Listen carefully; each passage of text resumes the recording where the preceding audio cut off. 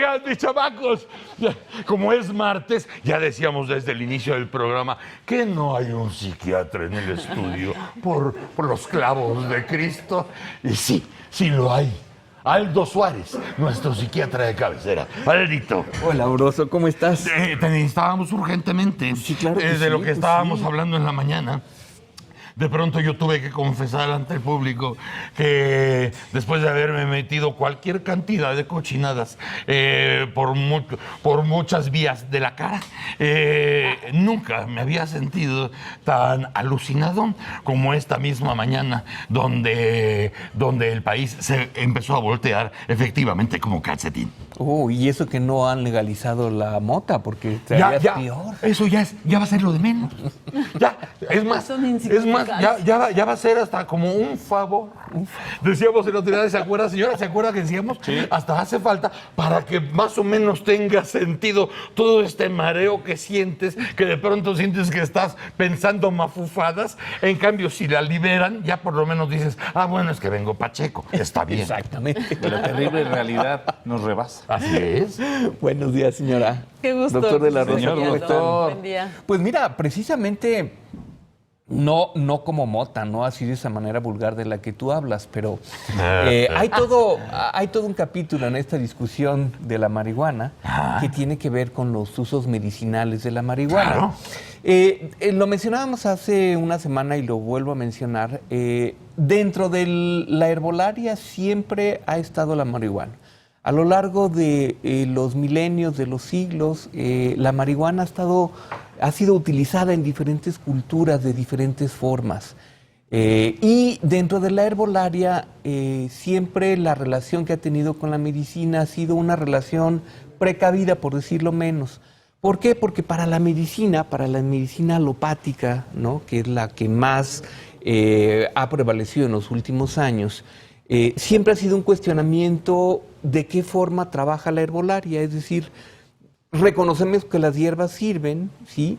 Pero para saber si las hierbas sirven o no, pues necesitan pasar por un proceso riguroso que tiene que ver con la metodología de investigación. Y empezando además también por los mismos siglos, ¿no? Por los siglos, porque se ha demostrado, por ejemplo, para qué sirve el té de tila, por ejemplo, el cuachalalate, para qué sirve, y así como 3,000 o 4 o 5,000 plantas que para qué sirven, igual la marihuana. Sí, en donde, por cierto, México, bueno, pues ha tenido siempre una tradición herbolaria muy amplia. El gran cuestionamiento en relación a la herbolaria es cómo vamos a medir la reacción específica de la marihuana. Lo decíamos el otro día. Tenemos el tetrahidrocannabinol, tenemos otros cannabinoides, es decir, otras sustancias. Pero dijiste un número impresionante, ¿no? 400 sustancias aproximadamente, de las cuales aproximadamente unas 36 son del tipo de cannabinoide. Entonces, la pregunta es, bueno, para el té de tila, tú envasarlo y decir que te estás tomando no 2 puñitos o 3 puñitos o lo suficiente, ¿cómo le haces para de alguna forma estandarizar una sustancia? Es decir, que lo que yo te digo que es bueno de té de tila, para ti sea lo mismo para mí. No, y como te lo dicen los antiguos, ¿no? Te dicen, no, te tomas una tacita en la mañana y ya con eso tienes. O si no te lo dicen, hazla como té y úsala como agua de uso. Como agua de uso. Como agua de uso. Y entonces ya mismo te lo dicen como receta. Para la medicina académica, ese es el gran reto. Tenemos una sustancia que históricamente se ha utilizado, pero hoy por hoy, para hacer las pruebas clínicas, ¿qué tipo de marihuana vamos a utilizar? La que se consume en Michoacán, la que consumes, Oaxaca. Dado que tú la hiciste en Oaxaca, en Guerrero, la que hiciste en tu casa, etcétera, ¿sí? No sabemos cuál es, precisamente porque También para la herbolaria, una de las cosas que te tienes que cuestionar es de dónde proviene el cultivo de esas plantas.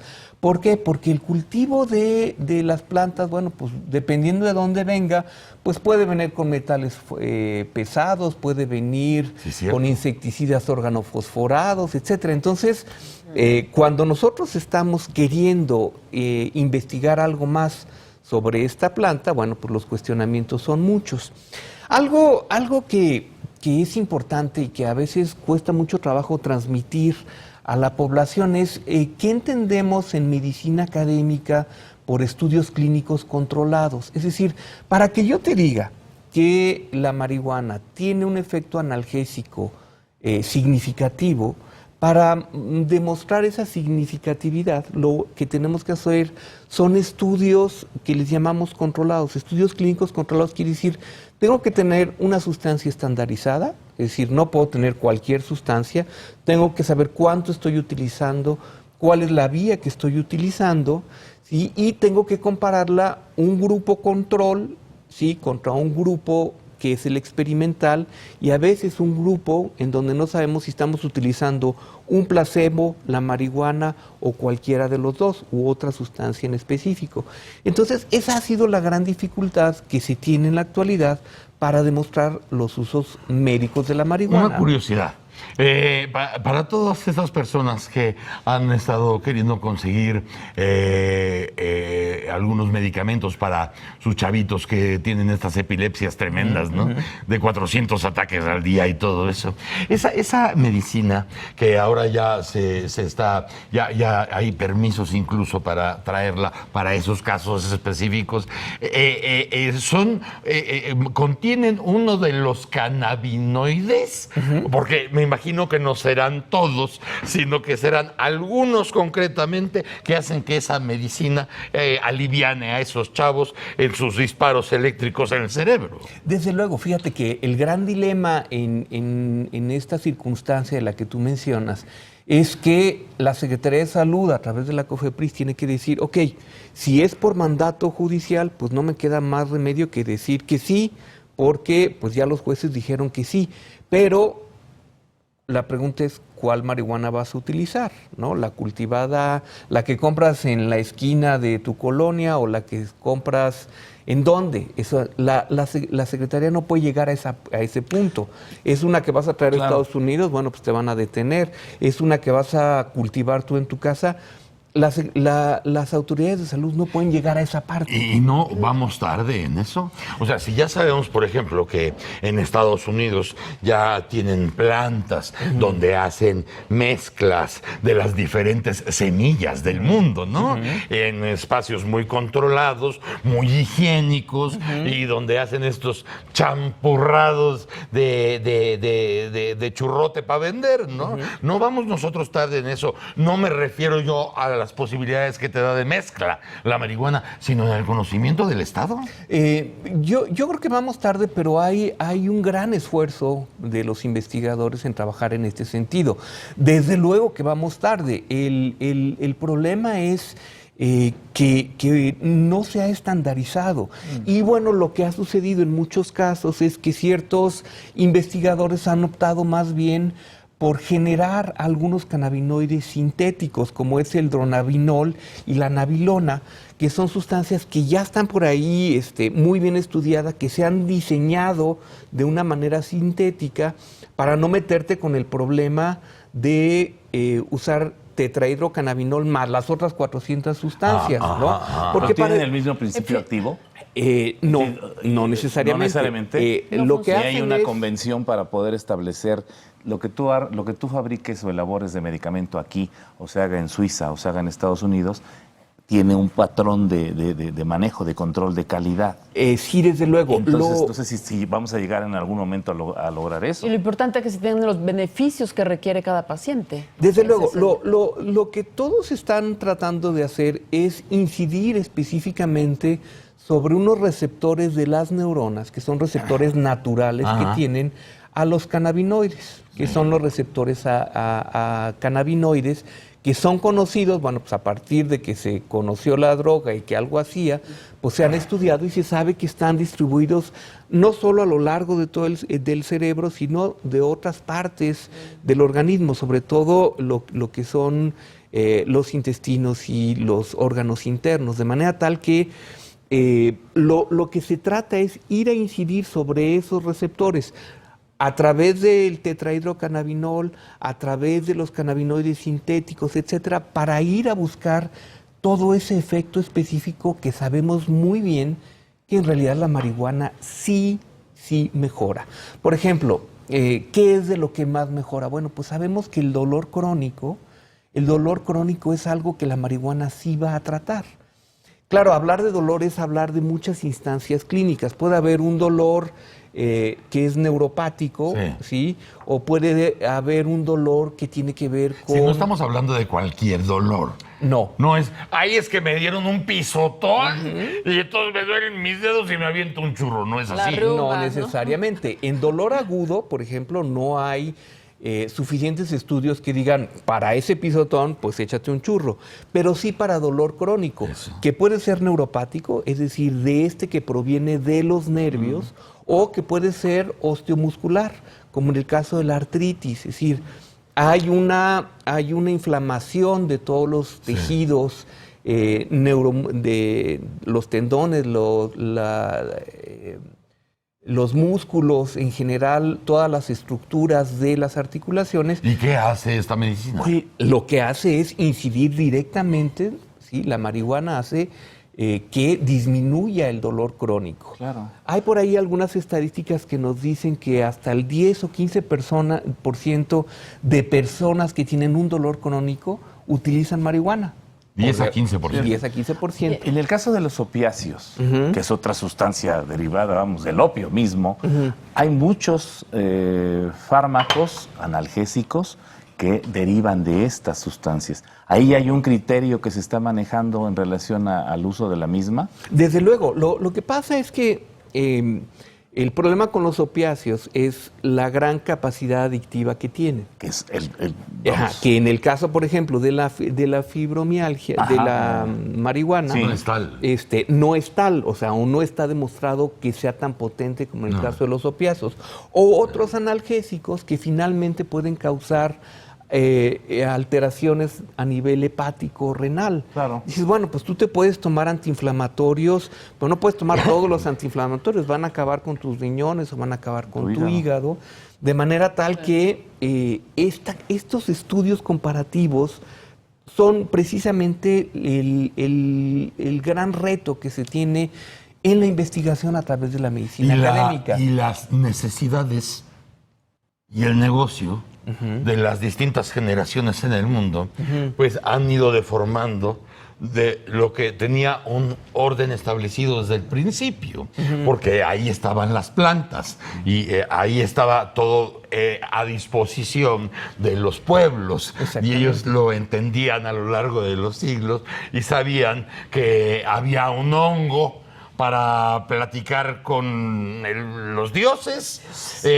otro hongo para perseguir al jaguar, que te va a llevar a donde tienes que ir, pero hay un hongo que nunca debes comer, ese te mata, ¿no? Sí, claro. O sea, igual con esa claridad, igual todas las hierbas, hasta que empieza a haber los grandes vacíos, las grandes necesidades de la gente, las grandes frustraciones, las grandes explosiones internas y desde luego alguien dispuesto a darte lo que necesites para llenar esos vacíos por una lana y empieza el otro comercio con el que todavía no sabemos ni lidiar. No sabemos lidiar con eso, que ha generado muchísimos problemas, pero que bueno, desde la perspectiva médica, pues nosotros no queremos meternos en eso. Lo único que nosotros queremos es demostrar la utilidad de la marihuana o necesitamos que esté suficientemente demostrada para tratar muchas de las instancias. Bueno, estas instancias, por ejemplo, decíamos la fibromialgia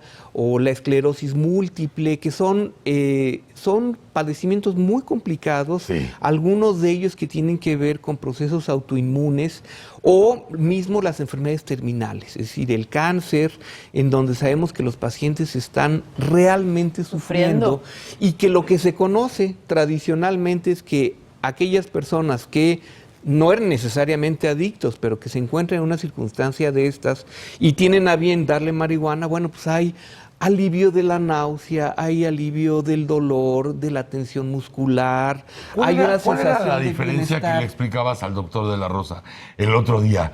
Haz de cuenta que ya va uno ya a chingar a su madre, ya estás en las últimas y tienes que escoger en los últimos momentos entre marihuana o morfina. Y le decías al doctor cuál era la diferencia, ¿no? Bueno, lo que pasa, la morfina es precisamente dentro del grupo de los opioides, es un analgésico. Operaron a uno de mis compadres y le dieron morfina y se puso tan chistoso. Sí. Puede ser. Yo estuve muerto de la risa toda la noche. Sí, porque no necesariamente incide sobre el dolor, sino que genera una sensación de bienestar que te permite estar mejor y en donde el dolor puede disminuir a través de esa vía. Lo que hace la marihuana es utilizar vías totalmente diferentes. Mientras los opioides utilizan cierto tipo de receptores, la marihuana va sobre muchos más receptores, que son los receptores cannabinoides, y genera esta sensación de bienestar por otra vía, pero esta sí incide sobre la disminución del dolor, incide sobre la náusea de una manera significativa, sobre la tensión muscular. Y pueden ser mucho más controlados. Hablo yo de controlados por la propia Secretaría de Salud o Secretaría de Estado correspondiente en cada nación. Se requiere de un registro, se requiere de una receta muy específica, ¿no? Sí, no te los dan así como si fueran... No, sobre todo después de las guerras se puso mucho de moda. Y había un mercado negro importantísimo, ¿no? Sí, pero en el caso, por ejemplo, de marihuana, vuelvo a insistir, lo que pasa es que los preparados... Todavía estamos dentro de una diversidad de preparados, no solo del cultivo de las plantas, que como hemos dicho, pues provienen de muchísimos lugares. Lo mencionábamos el otro día, las nuevas preparaciones o incluso los transgénicos de marihuana tienen cantidades de tetrahidrocannabinol altísimas, de manera tal que tenemos que tener mucho cuidado. O sea, no es igual la Golden Acapulco, ¿verdad?, que la de Colorado, que ya viene transgénica y que puede tener cantidades muy o con los laboratorios o con los pequeños laboratorios que se vuelven muy famosos precisamente por eso, porque preparan unas patadas de mula, ¿no? Que se vuelven muy populares y venden como locos y se dedican justamente a estas mezclas tremendas que si te tenían mareado 2 horas, con ese estás mareado 6. Que al final provocan daño, seguramente, ¿no? No necesariamente, fíjate. Con dosis así tan... ¿Quién sabe? Por ahí hay algunos reportes, desde luego, sí, en donde se han causado daños a través de dosis muy elevadas de tetrahidrocannabinol, o sea, de la sustancia activa más potente de la marihuana. Y creo que eso es algo también interesante, precisamente porque esto que llamamos estandarización, es decir, que lo que tú dices que hay en una pastilla sea exactamente la dosis específica y que sea un estándar, que se ha demostrado, que es un estándar, ¿no? Que ese es el gran reto. Por cierto que hay farmacéuticas, ¿no?, y farmacéuticas europeas que a lo que se han dedicado en los últimos años es a estandarizar pero solamente legalizando. No, claro, pero a lo que iba a mencionar es, han estandarizado la herbolaria tradicional de países como el nuestro, de manera tal que tú ya sabes cuánta atila tiene, cuánta pasiflora, cuánta valeriana, cuánta melisa, ¿no?, para un efecto tranquilizador. Acuérdate que hubo 10 años donde estuvimos no invadidos, pero llenos de estudiosos europeos recogiendo todo lo que hubiera escrito acerca de la herbolaria, todo lo que tuviera documento incluso en idiomas originales para podérselo llevar a Europa y ponerlo en los libros, porque se iba a perder en la tradición del boca a boca, porque nuestros campesinos cada día todavía más rápido se volvía duro. Industrializaban y Desde vendían luego, muy bien, desde además. luego. Estás hablando de... Lo industrializan y lo venden Claro. extraordinariamente. Para eso se lo llevaron. extremadamente Por eso. bien, ¿no? Desde luego. Estás hablando de Alexander von Humboldt, por ejemplo. mira. Entre otros. Todos esos que desde el siglo XVIII, XIX han estado reconociendo pues el poder curativo de las plantas. Ya tiene un efecto muy mala onda de cannabinol la productora. Ok, Ya se está muy mal, así, como que... pero no traemos nada. Que No, si pero le ella mandas sí. una dosis. Ella sí Para le entró churro tranquilizarse. mala onda. Churro mala onda. Pero tenemos ese pendiente.